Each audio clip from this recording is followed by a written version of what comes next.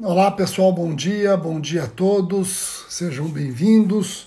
Mais uma live hoje contando com a participação especial da professora Alice. Nós vamos discutir a nova Lei 14.022 de 2020, uma lei que traz reflexos importantes na Lei Maria da Penha, Lei de Proteção à Mulher no Ambiente Doméstico e Familiar. Estou esperando a professora Alice Bianchini entrar, vamos aguardar. Sejam bem-vindos, estou vendo muita gente já presente aqui. Deixa eu esperar, vamos ver aqui quem que já... Esperando a professora Alice. E depois desta live, nós vamos colocar no canal do YouTube. Você já sabe que minhas lives vão imediatamente para o canal do YouTube. Deixa eu achar a professora Alice aqui. Pronto. Adicionando a professora Alice, sejam bem-vindos, vamos entrando. Bom dia a todos, bom dia. Oh, professora Alice, como estamos? Tudo bem? Estou sendo bem visto e bem ouvido, não? Eu estou ouvindo bem e vendo bem também. Olha, que legal, seja muito bem-vinda, viu? Um prazer tê-la aqui nas minhas redes. Professora Alice, eu já adiantei para eles o tema. Nós vamos falar da Lei 14.022, uma lei que traz reflexos importantes no âmbito da Lei Maria da Penha, no âmbito da proteção da mulher no ambiente doméstico e familiar, principalmente. Antes, no entanto, professora Alice, de nós começarmos este bate-papo, já até alertei que nós vamos gravar, colocar no canal do YouTube para aqueles que eventualmente não podem acompanhar por conta do horário, eu vou pedir para que a professora se apresente. Eu faço isso, eu sei que dispensa apresentações, mas como eu coloco no canal do YouTube, lá não raras vezes pessoas de outras áreas acabam assistindo, então se a professora Alice puder, por favor, se apresentar e sinta-se absolutamente à vontade. Bom, primeiro eu queria dizer que eu sou amiga do Rogério, né? Isso é uma boa apresentação. E passamos por tantos momentos tão bons, né, Rogério? Temos tantas lembranças boas, né? Tantas coisas boas para a gente lembrar. É uma alegria, uma felicidade muito grande estar aqui na sua rede para falar desse tema tão importante, um tema que Rogério também domina bastante, um tema que o Rogério conhece. Então, vai ser um bate-papo, um diálogo muito gostoso. Eu hoje estou como vice-presidente da Comissão Nacional da Mulher Advogada e também como vice-presidente da Associação Brasileira de Mulheres de Carreira Jurídica. E essa associação, a Associação Brasileira, que é a BMCJ, ela existe aqui no Brasil, Rogério, há mais de 30 anos e vai congregar exatamente todas as mulheres de carreira jurídica. Então, nós temos delegadas, nós temos advogadas, nós temos defensoras públicas, promotoras, juízas, ou seja, todas as carreiras jurídicas dentro de uma instituição para trabalhar não só a questão da mulher da carreira jurídica, mas também da mulher em geral. Então, são dois trabalhos que eu tenho feito, que eu tenho gostado muito de estar à frente dessas duas, estar junto, né, nessas duas associações, tanto a Comissão Nacional da Mulher Advogada como a BMCJ. E tenho trabalhado esse tema da questão da violência contra a mulher desde o século passado, porque foi quando eu comecei a desenvolver no meu mestrado, e o meu mestrado que eu defendi lá na Universidade Federal de Santa Catarina, eu defendi exatamente a questão da evolução dos direitos da mulher. E isso foi em 1994. Tenho que falar baixinho aí para o pessoal ver se não escuta muito. E trabalhei esse tema também, mas numa perspectiva de política criminal, na minha tese de doutorado, que também já faz 20 anos que eu defendi a minha tese de doutorado aqui na PUC de São Paulo. Então, quer dizer, tem algum tempo, né, que eu tenho desenvolvido e tenho trabalhado esse tema. Joia, legal. Eu sempre brinco, né, professora Alice? Eu escrevi sobre a Lei Maria da Penha e é muito confortável ter esse livro, porque qualquer dúvida eu resolvo com o WhatsApp. Eu te mando o WhatsApp, aí a professora Alice responde, aí a gente consegue colar a resposta dela e pronto, já está resolvida a lacuna do livro. É uma troca aqui que a gente faz muito legal, muito boa.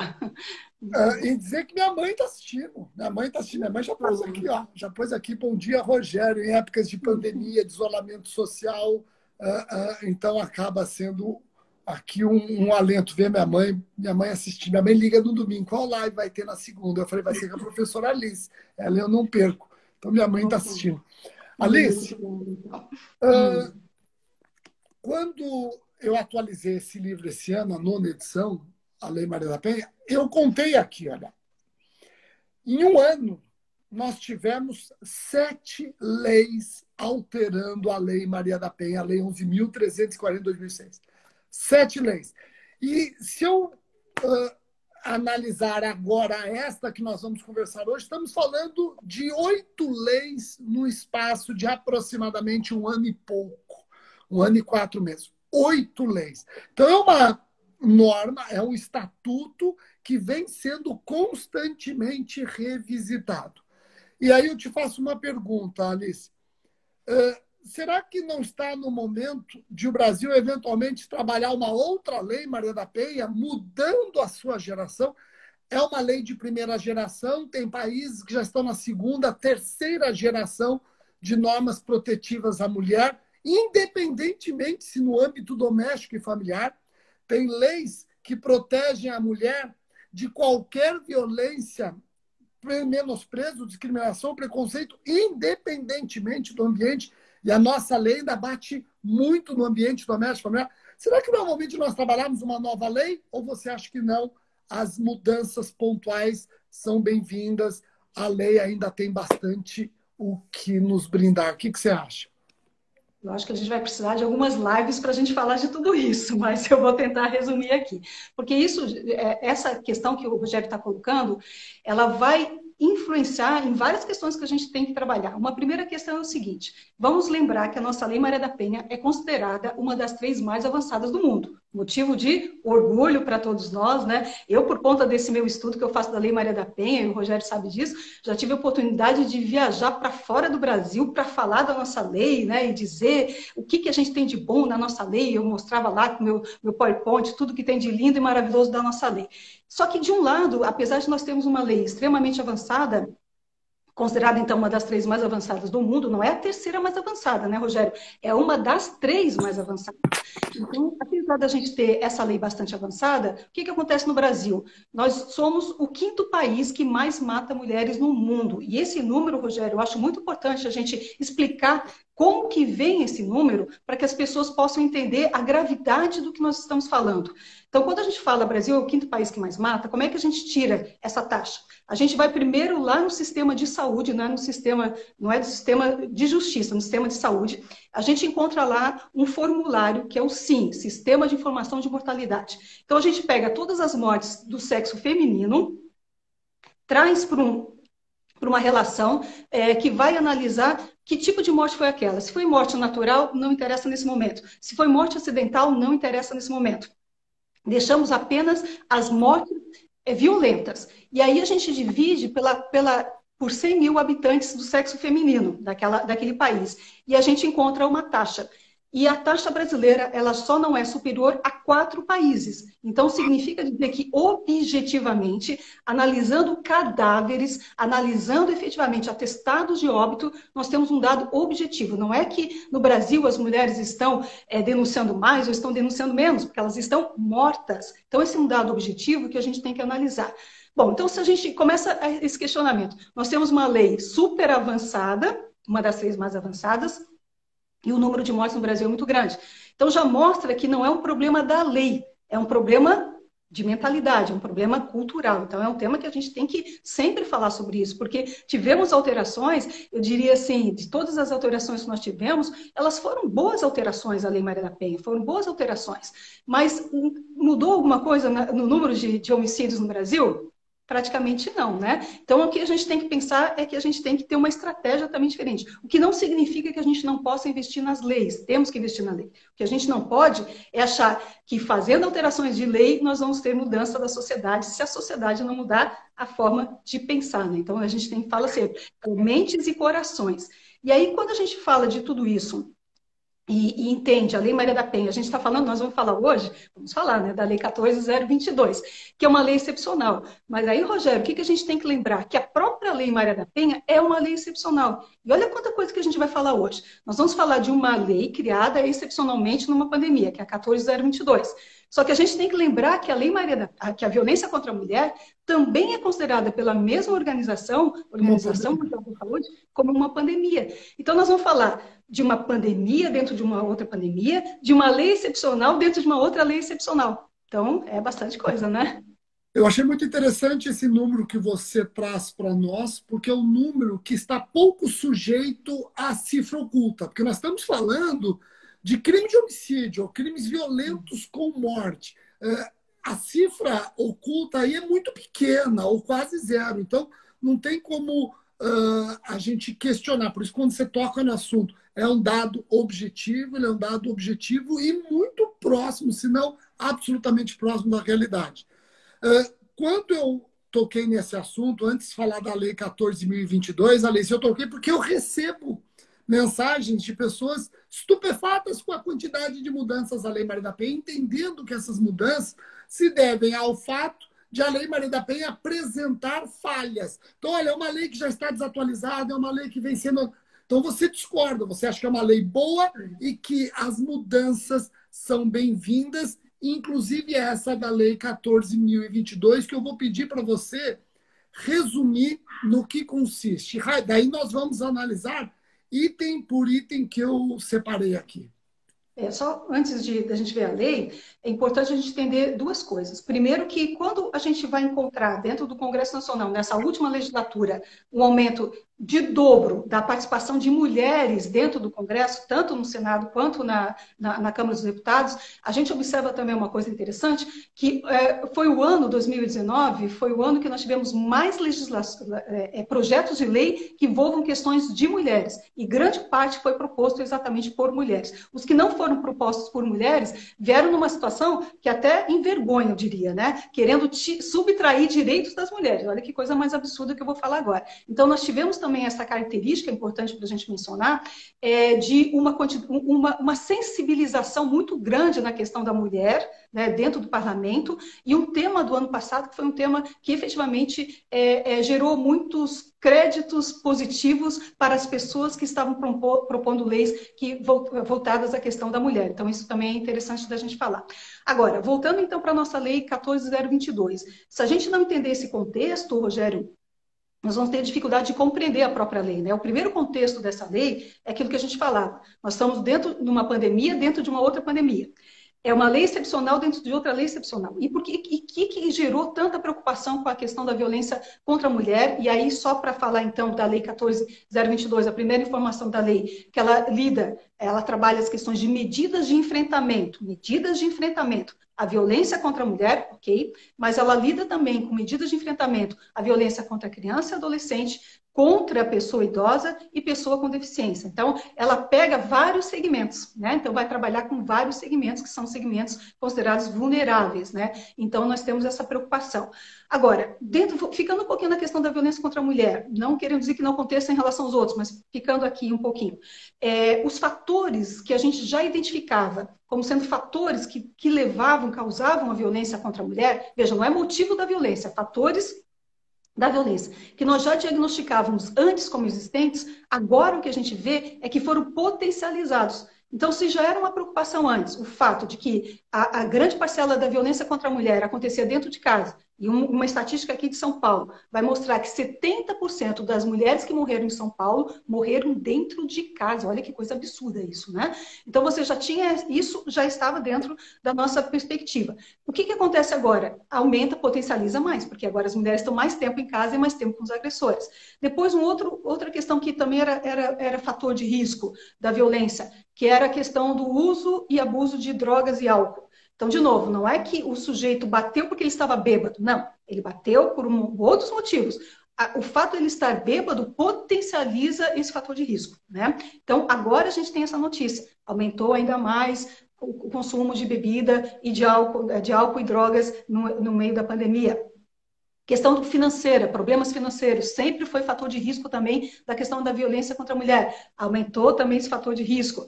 E depois, que era uma grande dificuldade também, já era difícil para as mulheres chegarem a ter os equipamentos de proteção, e agora, com a pandemia, é mais difícil ainda as mulheres acessarem os mecanismos de proteção. Então, o que a gente já tinha como sendo um quadro bem dramático, nesse momento da pandemia ficou potencializado demais. E aí, por isso, uma legislação específica tem que ser uma legislação efetivamente que possa enfrentar com galhardia essa questão da violência contra a mulher e dos demais segmentos. Né? Então, a gente tem que ler essa legislação como legislação de exceção, né? De exceção mesmo. É uma lei excepcional, ou seja, ela vai durar somente enquanto durar esse estado de pandemia e depois a gente volta ao novo normal, né? Que a gente já sabe que vai ser um novo normal. Então, essa é uma questão E o importante. novo normal para a mulher, infelizmente, continua sendo um normal dramático. Alice, eu até cito duas, eu queria chamar a atenção para um trabalho do MP de São Paulo, cito duas pessoas que você conhece e te admiram bastante, Silvia Chaquian e Valéria Scarenza. Quando começou esse cenário de pandemia, eu lembro, eu fiz uma live com a Silvia Chaquian, lá no comecinho da pandemia, quando a pandemia ainda era algo que o Brasil acreditava que não seria drástico no nosso país, não nos atingiria ou nos atingiria menos, alguns falando que havia um exagero. Bom, independente, foi naquele comecinho. A Silvia Chaquian já batia na tecla. Vai aumentar a violência doméstica familiar contra a mulher. Ela já batia nessa tecla. E aí, a Valéria Scarenza, numa nota técnica do Ministério Público de São Paulo, na assessoria a que eu pertenço, a Valéria publicou um raio-x da violência doméstica familiar contra a mulher. Porque esses raios-x, esses sistemas de levantamento de dados, estatísticas, eles são muito precisos. Pelo menos no que diz respeito àqueles números que nós conhecemos, não estamos aqui por hora ignorando a existência de uma cifra oculta. Mas o raio-x, ele não mente. Ele te mostra um mapeamento que impressiona. Exatamente, Rogério. Se a gente for levar em consideração os números que chegam até o sistema de justiça, agora vamos falar do sistema de justiça, a gente sabe que só chega 10% ao sistema de justiça. Mas esses 10% que chegam já são assustadores. Quer dizer, nós não precisamos exatamente saber o número exato, né? Já sabemos que o que chega no sistema de justiça já é assustador, é um número muito grande. E quando a gente vai analisar essa pesquisa raio-x da violência contra a mulher aqui no estado de São Paulo, da doutora Valéria, é impressionante, porque mostra um dado muito assustador. Das mulheres que morreram em São Paulo, que tinham relação com o autor do fato, alguma relação com o autor do fato, 45% morreram porque o autor do fato porque ela se separou da pessoa, né? Interrompeu o relacionamento, e 30% pela alegação de ciúmes. Então, veja, 75% das mulheres que foram mortas aqui em São Paulo foram mortas porque são mulheres. Então, é quando a gente volta a dizer, né? Morreu pela condição de ser mulher. Perfeito. Professora Alice, a senhora já explicou, a senhora não, você já explicou, não dá desacato aqui, né? Alice, você já explicou, e muito bem, que esta lei, a Lei 14.022, ela tem um espectro de aplicação interessante, não é somente para a mulher no ambiente doméstico familiar, abrangendo outras pessoas vulneráveis, criança, adolescente, idoso, pessoa com enfermidade ou com deficiência. A vigência. Você também já falou que é uma lei excepcional, vigente a partir do dia 8 de julho de 2020 e perdurando enquanto perdurar o estado de pandemia. Aí vai minha primeira pergunta.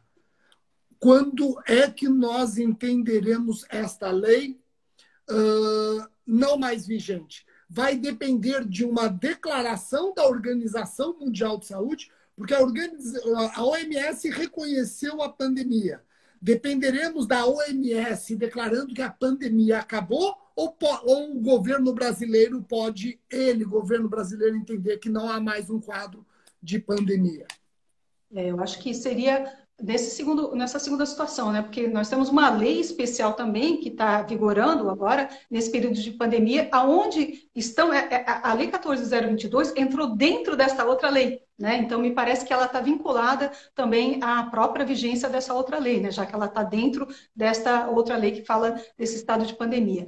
Agora, então, aqui, Rogério, falando um pouquinho então do que tem de importante dessa lei, né, eu destacaria, começando, para a gente ficar só na questão das mulheres, das medidas protetivas de urgência, né, porque eu elenquei aqui uma série de mudanças já das medidas protetivas de urgência. Eu queria começar com a primeira, que é exatamente a possibilidade agora, simplificando a lei, né, da solicitação, a concessão, a intimação, a certificação de prorrogação do prazo, porque agora a gente tem uma prorrogação dos prazos da medida protetiva, tudo isso ser feito por meio eletrônico. Isso é importante, essa nova lei ela é importante, porque o que acontece? Já está, nesse momento da pandemia, já estava acontecendo isso. Né?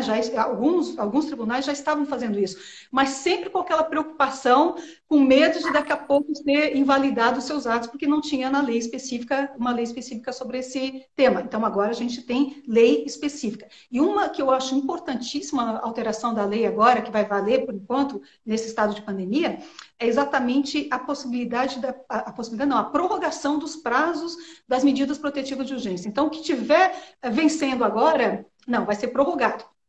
E aí, o que acontece? É muito importante entender. Vai ser prorrogado, mas, de qualquer forma, o próprio dispositivo que fala da prorrogação remete ao artigo 19 da Lei Maria da Penha, e o artigo 19 da Lei Maria da Penha é aquele que vai dizer que o juiz poderá decretar, conceder, substituir, indeferir, quer dizer, tudo que tem a ver com a medida protetiva, suspender a medida protetiva, está lá no artigo 19. Então, não é assim, uma prorrogação de olho fechado e nada, não. Se conseguir, prorroga inicialmente. Agora, se o agressor conseguir comprovar que efetivamente não é mais necessário, ou se a própria mulher chegar e dizer, não é mais necessário porque eu me mudei, eu nem moro mais naquela cidade, né? Então, por exemplo, uma medida de proibição de contato, que ele não podia ir em determinados lugares, né?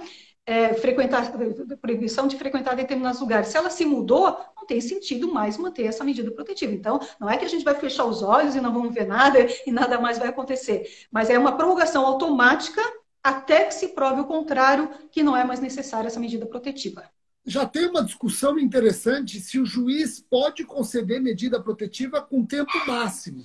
Tem tese dizendo que o juiz deve conceder a medida protetiva e ela perdurar enquanto está demonstrada a sua necessidade. E a desnecessidade deve ser comprovada pelo interessado. Então, tem gente questionando essas medidas protetivas. Tem juiz que concede medida protetiva por 90 dias. Mas espera um pouquinho, o estado de urgência ou emergência, quem falou que vai durar 90 dias? Então você deve conceder a medida protetiva e ela perdura enquanto necessária. E a comprovação da desnecessidade cabe ao interessado, que pode ser até a mulher. A própria mulher pode, como você falou, peticionar e dizer que a medida não é mais necessária. Mas enquanto não houver essa provocação, presume-se a necessidade da medida. Então é interessante isso, mas essa lei veio lembrar que muitos juízes, a maioria inclusive, concede medida protetiva por tempo determinado. Joia. Isso já era um problema, né? Já era um problema. Agora, de jeito nenhum acontecer nesse período prazo determinado. É prazo indeterminado para que forem concedidas agora e prorrogação de prazo para as que já foram concedidas. E com relação à medida protetiva, ela pode ser feita dentro do documento policial, ela pode ser requerida pela mulher no documento policial. O documento policial hoje, boletim de ocorrência, que a própria lei diz que pode ser eletrônico, né? Eletrônico, exatamente. Isso também é uma novidade muito importante, importantíssimo. Agora, claro, vamos lembrar, né, que esse boletim eletrônico tem que ser um boletim amigável, no sentido de facilitar que ela consiga efetivamente acessar, porque não pode ser um formulário cheio de informações, que ela tenha dificuldade, inclusive amigável para o celular, que a maioria tenha celular, né? E também a linguagem que for utilizada nesse formulário. E agora tem uma coisa interessante, Rogério, que a delegada Eugênia Villa, ela trabalha muito, ela é lá do Piauí, e ela falou uma coisa interessante, que ela trabalha diretamente, né, com essa questão dos boletins eletrônicos, e ela estava dizendo o quanto é importante agora que a versão da mulher, a fala dela, passa a ter uma relevância, porque ela vai narrar exatamente o que aconteceu, e vai ficar a narrativa dela, e não aquela transformação, né, que se transforma, às vezes ela diz uma coisa e coloca lá no boletim alguma coisa totalmente diferente, né? Então é muito interessante que tenha essa parte positiva da narrativa dessa mulher poder aparecer de fato e o mais fidedigno em relação aos acontecimentos. Então é bem interessante isso. Agora, interessante observar que São Paulo já tem o boletim de ocorrência eletrônico, Sim. mas ele não se aplica para os casos de estupro e feminicídio, ainda que seja um feminicídio tentado. Aí o atendimento ele deve obrigatoriamente ser presencial e, obviamente, isso se justifica por conta da materialidade delitiva e etc. Né? Exatamente. É. Agora, só voltando para a palavra da vítima, Rogério, uma coisa que eu queria dizer também, o quanto que a palavra da vítima já deveria ser, né, realmente respeitada e valorizada, e agora com esse momento de pandemia, nós temos que valorizar mais ainda. A gente sabe, né, e é uma preocupação grande, a gente sabe que existe situações em que a mulher acusa alguém de ter praticado uma violência contra ela, quando na verdade não é. Existe. Só que a gente não sabe o número no Brasil. Eu vou falar de uma pesquisa lá da Espanha, que vai mostrar lá na Espanha que tinha mulheres que mentiam em juízo. E sabe qual era o percentual das mulheres que mentiam em juízo na Espanha? 0,4%.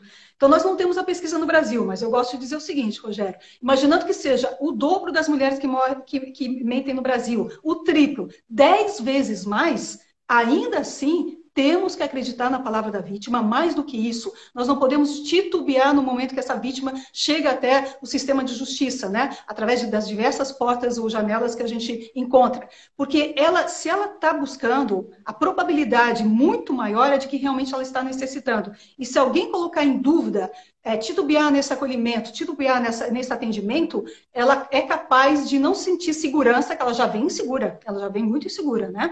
E é capaz de ela ter mais insegurança ainda, é capaz de ela retornar e não prosseguir nessa denúncia, o que significa que ela é uma candidata muito efetiva para aquilo que é tudo que a gente não quer, que é o feminicídio, né? A gente sempre fala isso. O feminicídio é uma morte anunciada, se sabia que ela estava caminhando para aquilo e, por isso, ela era uma morte evitável, né? Então, é uma lástima muito grande que não se tenha feito alguma coisa para evitar essa morte. Então, a palavra da vítima, que já era alguma coisa forte antes, passa a ser forte agora. E se ela mentiu? Aí o Rogério, promotor de justiça, sabe muito bem, né? Então, ela tem crimes. Ô, Alice, você falou uma coisa muito Pode. legal.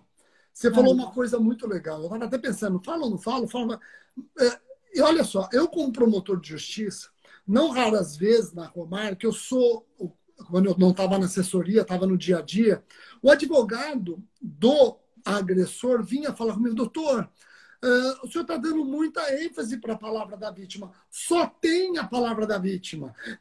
E eu sempre deixava claro o seguinte, para todas as partes envolvidas, eu falava, doutor, eu estou dando, sim, bastante importância para a palavra da vítima, o que não significa que, se o senhor demonstrar para mim, ou se ficar demonstrado por qualquer outro meio que ela mentiu, eu não vá processá-la por denunciação caluniosa. Então, o que eu quero que o senhor entenda é que a sinceridade existirá nos dois lados. Eu assumo que eu estou dando uma importância grande à palavra da vítima, porque o crime que eu estou acusando o seu cliente é um crime cometido às ocultas, ninguém comete na frente de plateia. Então eu tenho um dever, é um dever meu acreditar nessa vítima que até agora não mostrou qualquer motivo de ter que mentir. Agora, se ficar apurado que ela mentiu, o senhor fique tranquilo que esse Ministério Público vai agir da mesma forma implacável com ela. Pronto. E isso é interessante, porque é exatamente isso, Rogério, quando a Lei Maria da Penha ela é criada, por que ela é uma das 3 mais avançadas do mundo, né? Exatamente porque ela foi elaborada a partir de um consórcio, que é o consórcio Maria da Penha. E esse consórcio trabalhou muito com a criminologia e trabalhou muito com a política criminal, né, para a elaboração da lei Maria da Penha.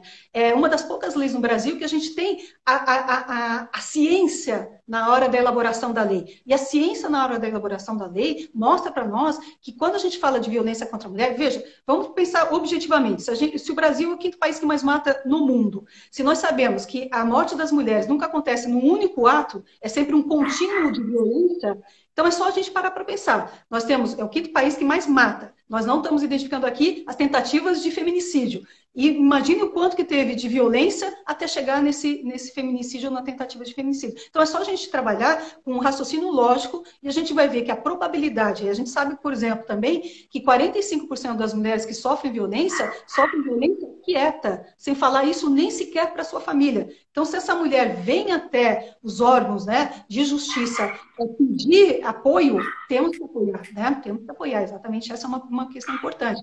E aí, Rogério, para eu engatar numa outra coisa importante também da Lei Maria da Penha, que nesse momento de pandemia está sendo, já estava sendo esquecido antes, mas que nesse momento agora é extremamente importante, é o artigo 12, parágrafo 3º da Lei Maria da Penha, que fala que os laudos e prontuários médicos e de pronto-socorro são válidos como prova. Então, falando agora de prova também, né? Palavra da vítima e a prova. Então, não há necessidade, em muitos casos, de mandar essa mulher para o IML, se já tem lá os laudos e o prontuário médico. E mais do que isso, né, nesse momento de pandemia, a gente sabe que é muito difícil os MLs, né? Ela está correndo risco de pegar o coronavírus e tudo mais. E mais do que isso ainda, a nova lei que determina a possibilidade, agora ampliou a possibilidade de prova, né? Ela mesma pode tirar fotografia, encaminhar essas fotografias através de meios virtuais, filmagens, tudo isso então é válido que a própria vítima trabalhe com essa questão da produção da prova. Então é importante também a gente saber que a produção da prova se alargou bastante agora no momento da pandemia e lembrar o que já estava na Lei Maria da Penha, que é muito esquecido. Eu tenho visto processos em que tem prontuário médico, tem laudos, e mesmo assim ela foi para o IML. Para quê? Não haveria necessidade. Vou até mencionar algo que você comentou para a gente dar sequência. Falando da minha experiência no dia a dia, Alice, como é terrível quando você lê o inquérito, você lê o que a vítima falou, você lê o BO, e quando você encontra a vítima na audiência, você percebe nitidamente que aquilo que lá está não representa o que ela queria falar. Então, por quê? Porque não tem as palavras dela. Aqui, mencionando a delegada Eugênia, não tem as palavras dela. Como é saudável o promotor de justiça ler o que aconteceu com as palavras, sem ter a interferência de um pseudotécnico, que muitas vezes nem técnico é, e quer colocar juridiquês nas palavras de quem está, na verdade, clamando por socorro. Né? Então é muito legal quando você vai na audiência e você fala, pera um pouquinho, mas quando eu li aquela... Não é só juridiquês. Você fala, mas nossa... Mas sabe, Rogério, não é só juridiquês, não. Tem uma questão... Outras, palavras que acabam até enfraquecendo a versão dela.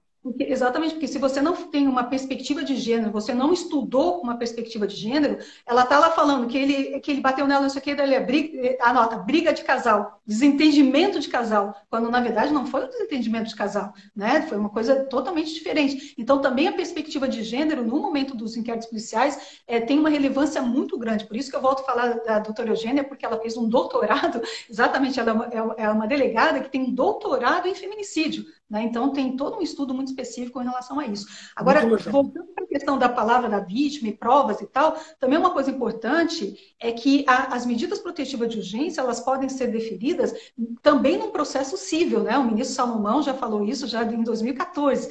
Então, também é importante a gente saber que, por conta da agilidade que a gente precisa agora, se tem uma situação de violência contra a mulher e está identificado lá num processo criminal de inventário, por exemplo, pode pedir a medida protetiva lá. Então, agilizar esse processo, não precisamos esperar uma medida protetiva lá no inquérito policial e tal, não, vamos agilizar, porque a agilidade agora é tudo que essa mulher precisa nesse momento da pandemia, né?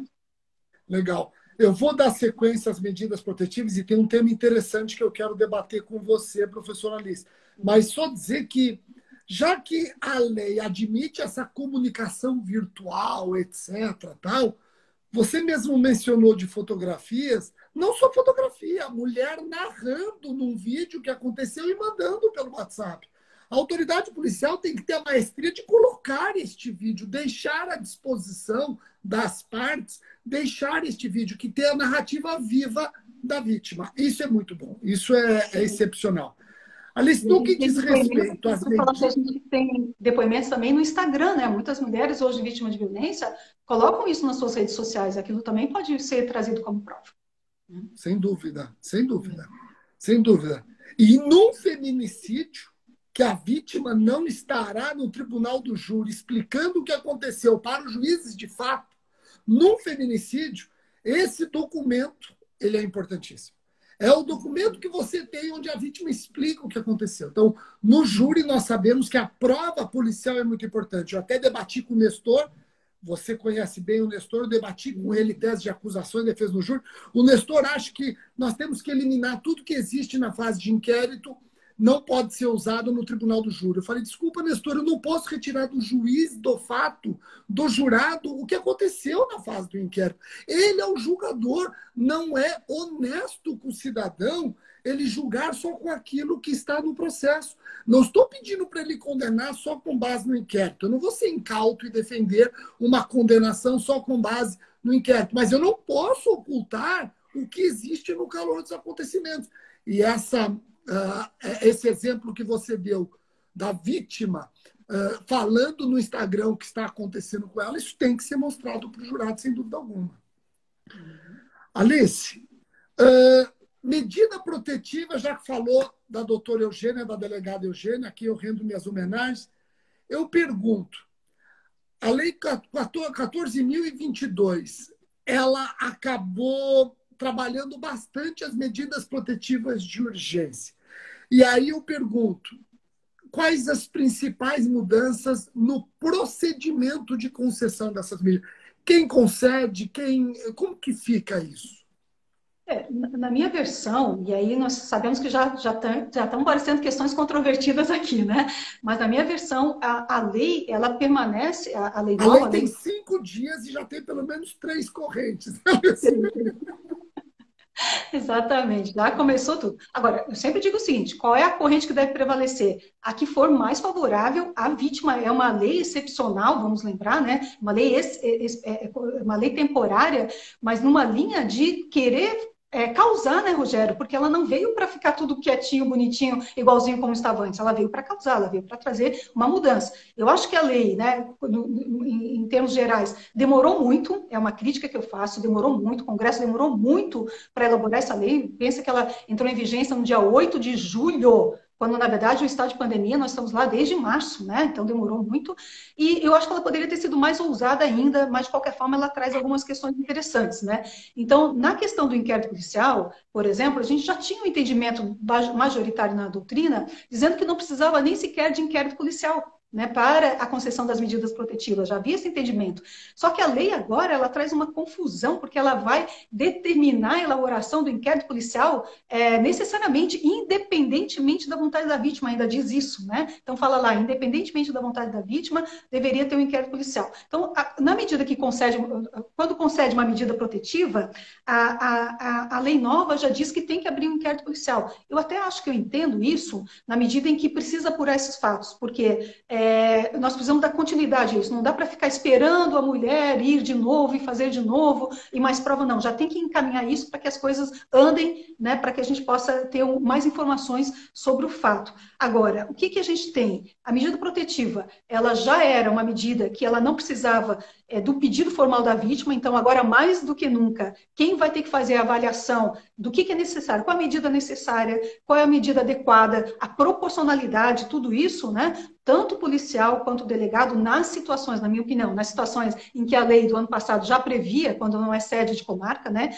Então, o delegado, quando não é sede de comarca, o afastamento do lar, da pessoa do lar, e o delegado, o policial, quando não é sede de comarca e não tem delegado. Então, pode pedir o afastamento do lar também nessas situações aqui de violência contra a mulher. Então, na sua opinião, só te cortando para a gente, porque esse assunto é complexo, esse assunto eu sei. Aliás, fazer uma observação, a Silvia Chaquian fez uma observação, fez um comentário aqui, não sei se a Silvia estava presente, mas nós já fizemos boas referências a você, Silvia. Então, no seu entendimento, Alice, essa lei, ela continua trabalhando na sistemática do artigo 12C. As medidas protetivas, elas devem ser concedidas pelo juiz. Em cidades que não sejam sede de comarca, podem ser concedidas pelo delegado. E se não houver delegado, pelo policial. Existe aí uma ordem. Então, você interpreta nesse sentido. Agora eu te faço uma outra pergunta. O delegado, na ausência de juiz, quando não é sede de comarca a cidade em que está a sua delegacia. O delegado, ele pode só conceder o afastamento do lar ou houve um aumento de medidas, aumentou-se o rol de medidas protetivas que podem ser concedidas por autoridades que não sejam judiciais? Eu confesso que eu acho essa ideia muito interessante, porque imaginando, se ele pode fazer o afastamento do lar, por que ele não poderia, então, conceder uma proibição de contato, uma proibição de frequentar determinados lugares, que é menos do que o afastamento do lar, né? Então, me parece, eu fico um pouco seduzida com essa ideia, assim, de imaginar que fazer uma interpretação agora, nessa situação de calamidade, né, nessa situação excepcional, que pudesse, sim, o delegado ampliar as hipóteses, mas, claro, né, nunca mais do que o afastamento do lar, mas sempre menos do que o afastamento do lugar, e fico seduzida com essa proposta. Eu acho bem interessante, gostei dessa ideia. Então, veja, também resumindo para quem está nos assistindo, esta lei, ela continua batendo na tecla que o juiz concede medida protetiva, o delegado pode também conceder se a delegacia estiver em cidade que não seja sede de comarca, e a polícia onde não estiver presente o delegado. Quais medidas o delegado pode conceder em cidade que não seja sede de comarca? O afastamento do lar, já está no artigo 12C, e outras medidas protetivas congêneres, digamos assim. Até poderíamos usar aquela massa, se ele pode o mais, pode o menos. Então, proibição de frequentar determinados lugares, distanciamento mínimo, etc. Aí eu te pergunto, alimentos provisórios, você acha que ele pode? Visitas, guarda, essas medidas protetivas, guarda, regulamentação de visitas, alimentos provisórios ou provisórios, o delegado pode conceder? Eu acharia que não, e até porque a linha de raciocínio é a questão do risco à vida e à integridade física da mulher. Então, existe uma proporcionalidade aqui que a gente sempre tem que analisar, né, Rogério? De um lado, o risco à vida e à integridade física, e do outro lado, toda essa questão da liberdade, da autonomia e da divisão dos poderes, né? Então, numa perspectiva que nós estamos com uma lei excepcional, eu acho que daí já não, porque não entraria diretamente nessa linha de risco de vida e integridade física, porque a própria lei fala muito disso, né? Risco de vida e integridade física da mulher, da criança, do adolescente, do idoso. Então, aumentou o rol de medidas que estejam umbilicalmente ligadas à preservação da vida e segurança, e não outras medidas sujeitas à reserva de jurisdição. É o que eu estou entendendo também, é o que está me parecendo mais... Uma tese que está amadurecendo, né? Vamos lembrar que a lei é recente, né? A gente tem que amadurecer, mas eu acho que ela está numa linha da própria Lei Maria da Penha e está na linha também da lei 1422 em relação aos objetivos, né? Medidas de enfrentamento e que me parece razoável, porque a gente sempre tem que lembrar proporcionalidade, adequação e razoabilidade, né? Então, Perfeito. Me parece razoável. Então, resumindo a nossa conclusão, se permite chamar de nossa conclusão, Alice. O juiz é a autoridade que concede medida protetiva, o delegado pode fazê-lo se numa cidade que não seja sede de comarca e a polícia onde não houver delegado. O delegado pode conceder medidas protetivas diversas do afastamento do lar, desde que sejam medidas protetivas umbilicalmente ligadas à finalidade de proteger vida e segurança, integridade física. Agora eu te faço mais uma pergunta, Alice. Nós sabemos que o rol de medidas protetivas é um rol meramente exemplificativo. Perfeito. O próprio artigo 22 diz, dentre outras, porque o legislador não tem poder divinatório. O legislador, por mais previdente que seja, ele não consegue anunciar todas as medidas imprescindíveis à preservação da vida e integridade física. O delegado pode fugir deste rol e justificar que a medida atípica era importante para a preservação da vida, ou o delegado, nesse aspecto, ele acabou ganhando musculatura, pode conceder outras medidas, mas somente típicas. As atípicas, somente o juiz. Não, eu acho que tanto o delegado quanto o juiz, e isso é importantíssimo, esse momento de criatividade, eu falo, né? O momento que a gente vai exigir criatividade, então o juiz, e eu digo mais, né? O advogado, quando vai pedir as medidas protetivas, o Ministério Público, quando vai pedir as medidas protetivas, o juiz, quando vai deferir as medidas protetivas, tem que ter muita criatividade nesse momento, porque de repente a gente bola uma ideia aqui que funciona, né? Então, criatividade é importante. A gente não deve ficar é vinculado àquelas medidas que estão expressamente definidas na Lei Maria da Penha. Vamos usar a criatividade nesse momento, então, importantíssimo. Ótimo, ótimo, entendi. Esta lei, ela está preocupada com a violência doméstica e familiar contra a mulher? Ou esta lei ela pode ser aplicada em qualquer violência de gênero contra a mulher, independentemente do ambiente doméstico familiar? Por que eu digo isso, Alice?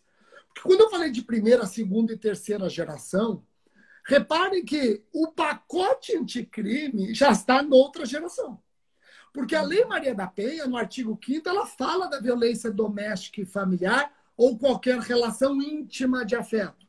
Mas o pacote anticrime, quando cria o acordo de não persecução penal, e lá no parágrafo 2º proíbe a justiça consensual, obedecendo até a Convenção de Belém, veja que o pacote anticrime não admite o ANPP na violência doméstica e familiar, ponto, independentemente da vítima ser homem ou mulher, ou qualquer outra violência de gênero contra a mulher, independentemente de ser no ambiente doméstico familiar. Então, eu já enxergo o pacote anticrime num passo à frente à Lei Maria da Penha, porque ele não está preocupado com as 4 linhas do ambiente doméstico familiar. Ele está preocupado com qualquer violência que objetifica a mulher, até mesmo a mulher no ônibus sendo vítima daquela mulher que foi vítima de um tarado que resolveu se masturbar olhando para ela. Vejam, não tinha ambiente doméstico, não tinha ambiente familiar, não tinha relação íntima de afeto, mas não deixou de ser uma violência de gênero, objetificação. Por isso que eu te pergunto, a Lei 14.022, você acha que ela está limitada às 4 linhas do ambiente doméstico familiar, Lei Maria da Penha, ou já podemos ir para uma próxima geração? Podemos ser mais ousados? Então, vamos lá. Esse tema é muito legal, Rogério, porque eu estava na Argentina falando da nossa Lei Maria da Penha e elogiando a lei e tal, quando no momento do debate, uma professora que trabalha muito a questão de gênero lá na Argentina faz essa crítica à nossa lei brasileira. Então, a grande crítica que a nossa lei brasileira recebe é que ela não é uma lei de proteção integral da mulher, não é uma lei de proteção integral. Ela é restrita, né? Primeiro, você tem um objeto mulher, depois você tem que ter a violência de gênero e depois tem que ter o contexto familiar, doméstico ou relação íntima de afeto. Então, ela é uma lei restritiva. E ela é uma lei restritiva e eu acho que deve continuar nessa linha de restritiva e não abranger outros tipos de violência de gênero. Que tipo de violência de gênero não estariam abrangidas, só para o pessoal entender? É uma violência de gênero praticada dentro da escola, por exemplo, né? Um professor em relação a uma aluna, ou no ambiente de trabalho, que acontece muito no ambiente de trabalho e no ambiente escolar. Elas não estão prevista na Lei Maria da Penha, e eu acho que está correto por uma questão de proporcionalidade. A Lei Maria da Penha, ela é uma lei excepcional, né? Ela, na verdade, ela é uma lei temporária também. Um dia eu pretendo estar viva, Rogério, quando a gente puder dizer para a lei, né? Muito obrigada e até nunca mais. A lei não veio para ficar, a Lei Maria da Penha não veio para ficar. Agora, para ela poder ter o menor tempo possível, ela tem que causar, ela tem que ser uma lei diferenciada, ela tem que ser uma lei diferente, ela não pode vir com as mesmas categorias de penal, processo penal, execução penal. Então, quando ela traz categorias diferentes, e traz sim 17, até mais, quase 20 inovações ou modificações em relação ao direito criminal, ela faz isso com uma justificativa que eu acho muito correta. Que o grande problema que nós temos hoje no Brasil é a violência de gênero familiar e doméstica. Essa é o grande problema. Claro que tem violência escolar, tem, Numa mas porcentagem, você acha que estamos falando do que ali? Só para o pessoal entender. Se nós fizermos uma estatística, aquela estatística no formato de pizza, quantos por cento nós estamos falando dessa violência doméstica e familiar em relação às outras? Então, eu diria que dá quase 99%, porque a gente tem... Qual é o caso de uma estudante que é morta pelo professor, uma violência de gênero, né? Que não seja violência numa relação íntima de afeto, né?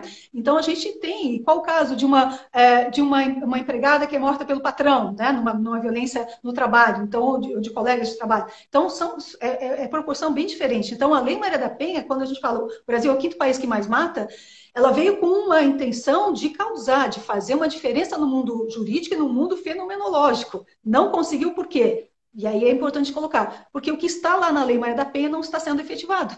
né? A gente não está efetivando o que está na Lei Maria da Penha. A gente tem uma discussão enorme em relação eu mesmo, e o Rogério sabe disso, eu tenho mais de 100 questões controvertidas sobre a aplicação da parte criminal da Lei Maria da Penha. Tem posições como, por exemplo, qual é o recurso da medida protetiva de urgência? Nós temos 7 posicionamentos sobre isso, ou seja, não é o problema da lei, o problema está na interpretação da lei. Então, nós temos ainda situações de pessoas que não aceitam a aplicação da Lei Maria da Penha e fazem uma interpretação no sentido de minimizar os efeitos da própria lei. Então, a dificuldade que a gente tem na lei é no momento da interpretação. Ela está muito bem colocada. Muito embora essas alterações que tenham vieram, eu acho, num sentido positivo, mas teriam que ter uma organização melhor. Precisaria de uma organização. Vamos reformar a Lei Maria da Penha? Vamos. Então, vamos organizar, porque está vindo muito, muito pipocando, assim, né? Com dificuldades, às vezes, até de interpretação sistêmica. Mas, de qualquer forma, Rogério, eu acho que a gente tem esse avanço dessa nova lei, um avanço muito grande, né? A gente está indo quase para os nossos finalmente, né? Por a gente ver que quanta coisa que tem para trabalhar. Acho que nessa parte da medida protetiva, a gente tem que lembrar também que já existia a medida protetiva para crianças e adolescentes testemunhas, porque hoje o que está acontecendo também, para a gente focar só um pouquinho ali no caso de criança e adolescente, o quanto que essas crianças e adolescentes, que já eram quase 70%, que testemunhavam ou eram vítimas da violência, agora aumentou muito mais. A gente não sabe o percentual ainda, mas aumentou muito mais. Então, também medida protetiva para criança e adolescente testemunha. Não estou falando que foi vítima, que foi testemunha, uma coisa importante para a gente lembrar disso, né? Perfeito, perfeito. Sobre a lei, quer tecer mais algum comentário? Só para explicar quem está nos assistindo, nós temos um limite de tempo, porque senão o Instagram não salva, eu gosto de colocar no canal do YouTube. Se não houvesse esse limite, eu e a Alice, nós ficaríamos aqui até a hora do almoço, porque assunto não falta, né? Eu, por exemplo, tenho vontade de perguntar para a Alice quais são esses 7 pontos que você mencionou, quais são esses 100 pontos que você fala que a lei precisa de efetividade, etc. e tal. Bom, eu vou perguntar para a professora Alice. Gostaria de tecer mais algum comentário sobre a lei 14.022? E dentro desses comentários, suas considerações finais. O exame de corpo de delito tem que ser preferencialmente, claro, ele já tinha que ser preferencialmente sendo feito ao vivo, né? Preferencialmente presencialmente. Mas o detalhe agora é que para os crimes sexuais, a possibilidade de a vítima receber o pessoal que vai fazer o exame na sua própria residência. Então, o exame de corpo de delito domiciliar para os crimes sexuais é uma novidade importante da lei. E aí, Rogério, então, nos nossos momentos finais, dizer primeiro, claro, da alegria, da satisfação muito grande de estar com você, lembrando, né, quantas vezes eu assisti de camarote professor Luiz Flávio Gomes e Rogério discutindo as leis novas, né? E eu ali só assistindo esses dois gigantes falando das alterações da lei. Então, esse momento também me traz essa nostalgia, essa saudade muito grande. E agradecer também, Rogério, pelo livro maravilhoso que fez em homenagem ao professor Luiz Flávio Gomes, né? Agradecer de coração, que estamos muito sensibilizados com essa homenagem. E dizer que a gente, claro, vai ter que fazer outras lives, porque vão aparecer mais discussões, mais questões para a gente discutir. E estou sempre aqui à disposição desse canal maravilhoso, agradecendo bastante, Rogério, por essa oportunidade. Alice, só lembrar a todos que eu lembro de uma discussão que, inclusive, travamos em Santa Catarina, seu estado natal. Eu, Luiz Flávio, e você, se o juiz pode decretar preventiva de ofício no inquérito na Lei Maria da Penha. Eu e Luiz Flávio falamos não, você falou pode, nós perdemos. Hoje a sua tese é a que prevalece. Mas é raro acontecer isso, viu? Olha só, a sua tese que prevalece. Então, Alice, muitíssimo obrigado. Agradecer também toda a ajuda que você deu no livro que saiu em homenagem ao professor Luiz Flávio, Atualidades do Direito em homenagem ao professor Luiz Flávio. Uma apresentação que foi feita a 4 mãos, mas muito mais com ali palavras da professora Alice. Ficou linda a apresentação. Aliás, eu acho que o livro, só a apresentação, já valeu todo o esforço. Ali acho que eu nunca fiz uma apresentação tão nada jurídico na minha vida, sem qualquer preocupação com palavras. Ali citei algo que foi feito com o coração, foi a apresentação. Se alguém quer saber como se faz uma apresentação técnica, com base em normas de ABNT, se é que existe, etc., não leia a nossa. Obrigado, Alice, outra vez, viu? Beijo grande para você e aguarde novos convites. Tá bom. Muito obrigada. Beijo. Tchau.